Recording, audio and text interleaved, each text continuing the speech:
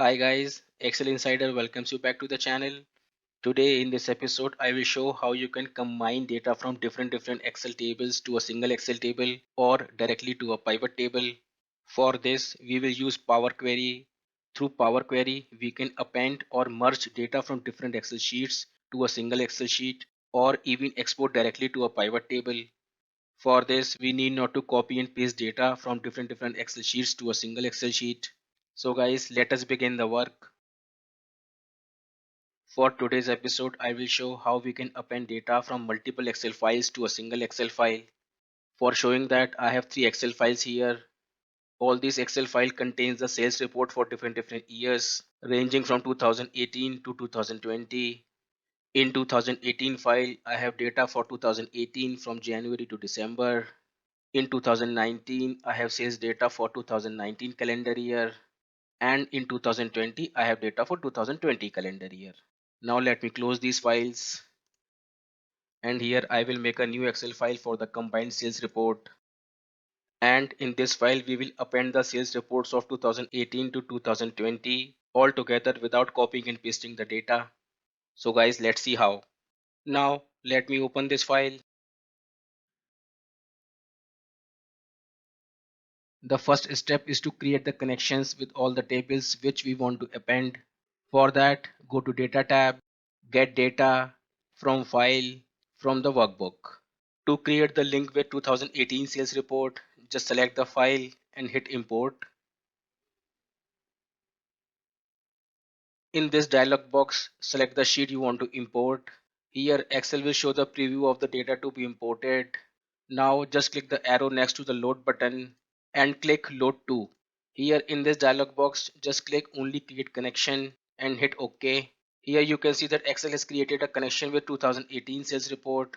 Now in the same way we will create connections with 2019 and 20 sales report. For that, get data from file, from workbook.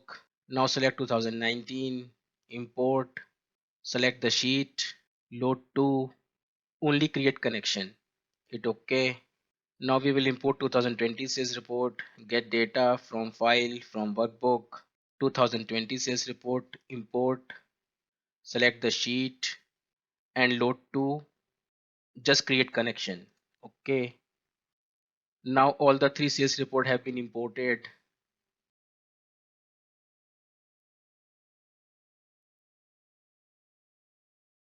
The second step is to append all the imported sheets.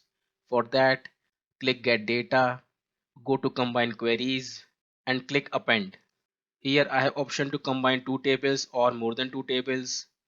As I have more than two tables to append, just click here, select 2018, Add, 19, Add and 20, Add.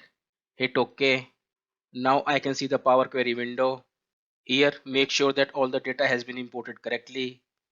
To check that, open the filter of the relevant column. For me, it's invoice date. Hit load more. And if I scroll down, 18, 19 and 20 sales all together. Now go to close and load.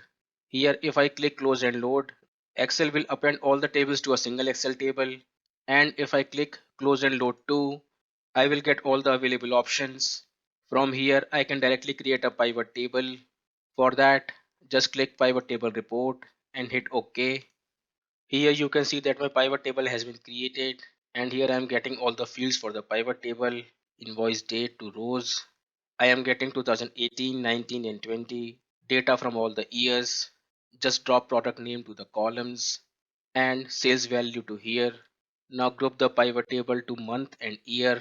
Remove quarters, hit OK. Now go to design tab, report layout, show in tabular form, format the numbers with comma separator and 0 decimal places. Now resize the columns. Here you can see that Excel has appended all the data from multiple Excel sheets to a single pivot table. To see the existing connections to a workbook, go to Data tab and click Queries and Connections. In this list, you can see all the imported tables.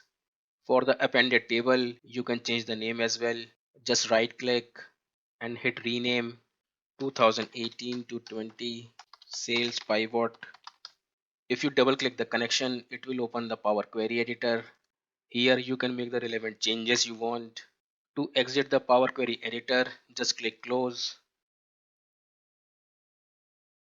Guys, if you want to append all the tables to a single Excel table, for that we need to create a new query. Just click get data, go to combine queries and click append. Now select all the tables you want to append. Just press and hold Ctrl key from the keyboard and click the tables you want to add. Hit OK. Here you can see that the tables have been appended in a Power Query editor. You can change the name from here as well. 2018 to 20 sales data. Now click close and load and click close and load. Here you can see Excel has loaded 71,911 rows to a single Excel table. My data is ranging from 2018 to 2020. Guys, from here as well you can make a pivot table of the data, or from the pivot table you can get the data in the table format. For that, just double click the grand total cell, resize the columns. Here all the data is coming in a table format. Guys, while appending the data through Power Query, one thing should be kept in mind is that the headers in all the tables should be same. For example, here I have sales reports open for all the 3 years 2018, 19 and 20. The headers of the tables are highlighted in blue and you can see that these headers are same with each other. If you have different headers in the tables, then all the different headers will be appended in separate columns and will create difficulty while making the pivot table.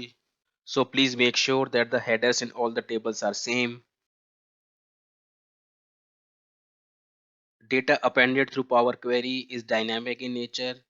As soon as there is a change in the connected table, the Power Query will update the data automatically.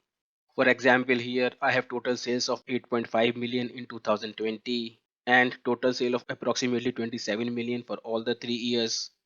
If I go to 2020 sales and change the value to 1 million and save the file, now go back to the combined sales report and refresh the pivot table. Here you can see that 2020 sales value and the grand total has been increased by almost 1 million. If I go to the appended table and check the value column, here I cannot see that 1 million number. This is because my query has not been refreshed. For that, go to Data tab, hit Queries and Connections.